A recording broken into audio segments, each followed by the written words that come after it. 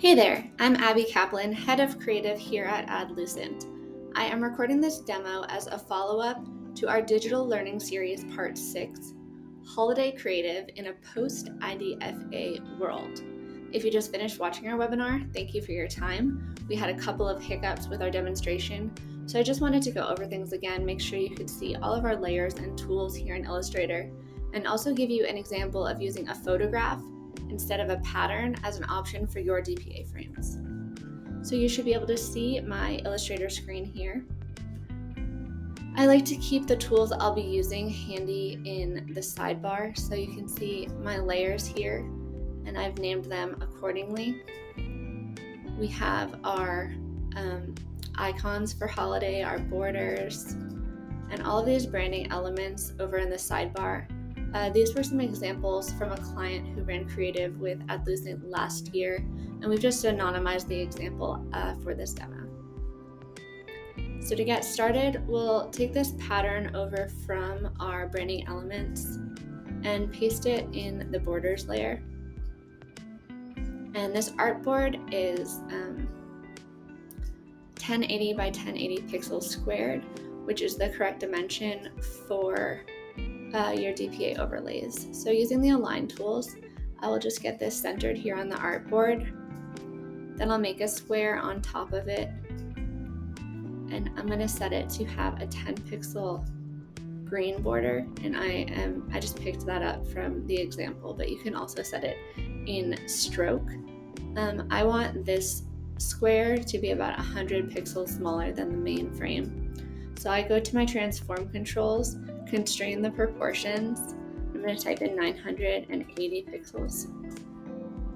So that'll make our frame a pretty good size while not getting too much in the way of our main product images.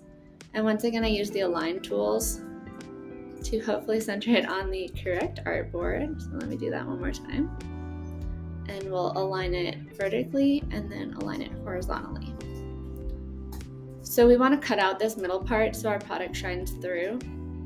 I'm going to copy this green border from the inside and just paste it on top of itself. Once again, center that. And select both the inner border and the background. Hop over to our Pathfinder. So the Pathfinder has a number of options, and the one we're looking for is called minus front. And that will cut the inside part out of the main background and leave this middle part transparent for your catalog images. Then I'll send the pattern to the back so we can have this green inner border show through. And this already looks pretty good. If we hop back into our layers, I'm going to turn an example product on, and you can see the border pretty much stays out of the way, but also alerts your audience to the fact that this is a holiday DPA, and your products are most likely good for either gifting or they're relevant to the season. It will just draw a little bit more attention than that standard catalog. But we'll go one step further. We want to add our promo callout. So I'm going to grab this gift box icon from the branding elements, paste it on top of the border. I'll once again use my align tools, and I am going to put it on the right side and the bottom, and then scoot it over just a little bit.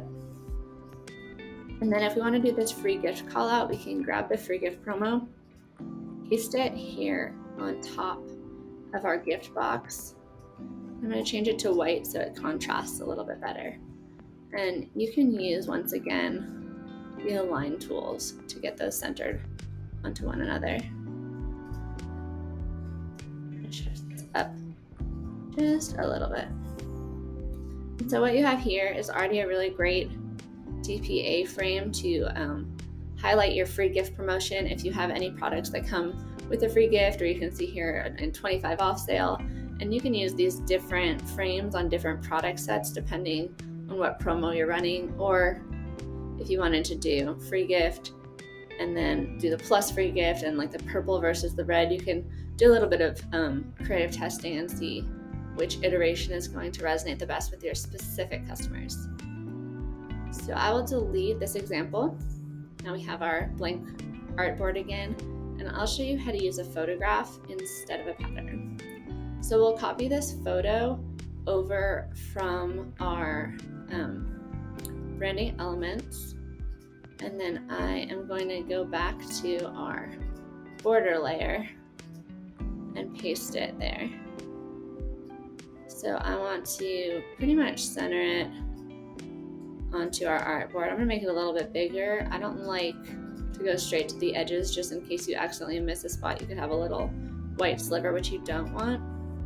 So instead of using Pathfinder when you're using a photograph, you'll actually use something called a clipping mask.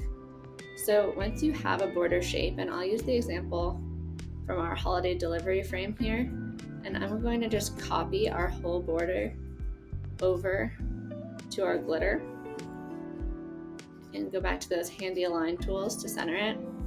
For this example, I'll make it purple, but it doesn't really matter because you're just using this vector shape to cut out this photograph. So with your vector shape of the frame on top of the photograph, select them both, and then you can go to Object, Clipping Mask, and Make. If you have a Mac, that would be Command 7 as a shortcut. So then you've just used your frame to cut out just the part of the photo that you need. And once again, if we turn on this product layer, you can see that the product shows through and it's just here on the edges, and it's a nice alternative if a pattern or other options are not really looking like your brand. So that's pretty much all I have for you today. If you run into any more questions getting your marketing ready for the holiday, whether you're an Adlucent client or you're not, don't feel any hesitation about sending us an email, and we would be happy to help point you in the right direction to make sure that your holiday creative is in tip-top shape before the season starts. Thank you so much for your time.